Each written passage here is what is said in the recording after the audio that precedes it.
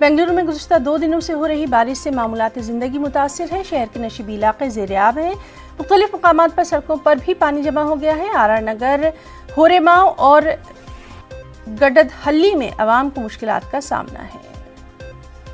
اور ہمارے ساتھ موجود ہیں اس وقت ہمارے نمائندے رؤف احمد۔ رؤف، بارش نے معمولات زندگی کو متاثر کیا ہے، ابھی کیا حالات؟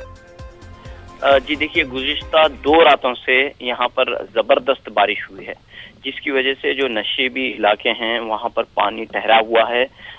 لوگوں کو جو ہے پریشانیوں کا سامنا کرنا پڑ رہا ہے، یہاں تک کہ گھروں میں پانی گھس آیا ہے۔ 5